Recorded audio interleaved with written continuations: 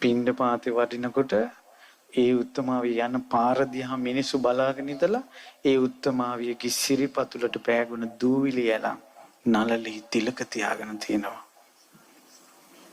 ඒ කාලේ මිනිස්සු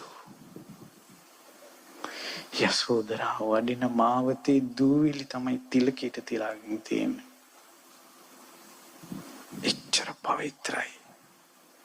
මේ යසෝදරා උත්තමාවිය දන ගහලා වැන්දී බුදුරජාන් වහන්සේ ළඟ විතරයි.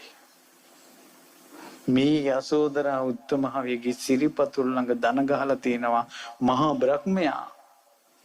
මේ යසෝදරා උත්තමාවියගේ සිරිපතුල් ළඟ දන ගහලා තියෙනවා සක්‍ර දේවේන්ද්‍රයා. මේ යසෝදරා උත්තමාවියගේ සිරිපා ළඟ දන ගහලා තියෙනවා විරුඩ විරූපාක්ෂ වෛශ්‍රවණ දතරාෂ්ට්‍ර සතරවරන් දෙවියෝ.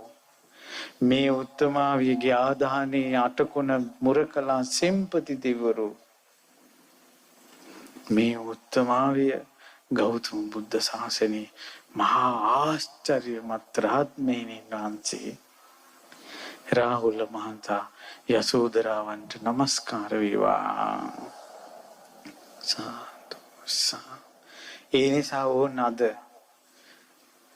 අපිට අඟුලිමාල සෑය තියෙනවා. දැන් යසෝදරා උත්තමාවිය ඉන්නවා. ඔයාලා සරණක් නැති අය නෙවෙයි සරණක් තියෙන අය. සරණ නැති කරගන්න එපා. ඉතින් නිතර වඳින්න අඟුලිමාල මහරහතන් වහන්සේගෙන් තේජස ගන්න වැරදින් නැගීටින්න මේ යසෝදරා උත්තමාවියකින් පිවිතුරු බව අරන් යන්න.